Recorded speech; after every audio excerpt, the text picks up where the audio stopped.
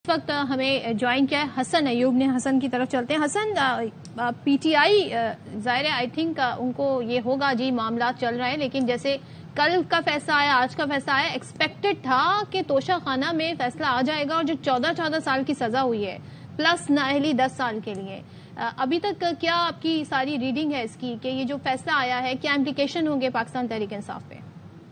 नैब का जो मुकदमा होता है इसमें कन्विक्शन के बाद जो डिस्क्वालिफिकेशन है ये 10 ईयर्स ही है, लेकिन ये 14 साल की जो सजा है ये सजा मेरे हिसाब से तो कुछ ज्यादा है, लेकिन ये एक वेरी लॉन्ग सेंटेंस है। उम्र कैद सजा है जी। अब देखिए आपने ठीक है being a public office holder आपने अंडर एवेल्युएशन की एक जो हीरो का सेट था उसकी, और जो एवेल्युएटर्स थे उनके ऊपर भी कुछ रिस्पॉन्सिबिलिटी आयद होती है कि उन्होंने गलत एवेल्युएशन क्यों की, और फिर उसके बाद जब आपने उसको लेकर तो फिर आप उसको भेज दिया। बेसिकली बुनियादी केस क्या है? बुनियादी केस ये है कि जो ग्राफ का जो सेट है जो कि सऊदी गवर्नमेंट की तरफ से मिला था बतौर तोहफा चीफ एग्जीक्यूटिव की एहलिया को और चीफ एग्जीक्यूटिव जो पाकिस्तान के थे उनको, वो रिटेन किया उन्होंने, और उसकी जो वैल्यूएशन कराई, उसकी वैल्यूएशन जो असल तखमीना है उसकी प्राइस है वो तो 1 अरब से ज्यादा है, लेकिन इन्होंने इसको तकरीबन 1 करोड़ जो है वो 80 लाख रुपए शायद उसको एवेल्युएट किया।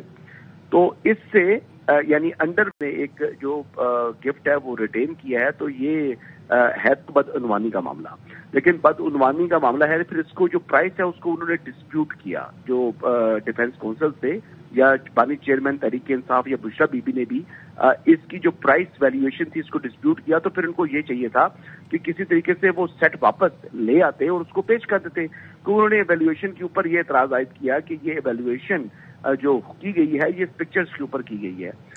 जो ग्राफ कंपनी है उसकी जो प्रोडक्ट्स हैं जो बहुत यानी उसकी जो स्पेशली जो डायमंड की लाइन है वो बड़ी एक्सक्लूसिव होती है, और वो दुनिया में यानी जो बहुत ही नायाब किस्म के वो सेट्स हैं।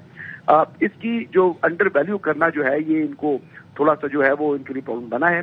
लेकिन बहरहाल जो इसको फास्ट ट्रैक किया गया है इस ट्रायल को, इसके ऊपर जो है वो सवालात उठे हैं, सवालात उठा रही है जो डिफेंस साइड है यानी तहरीक इंसाफ की साइड।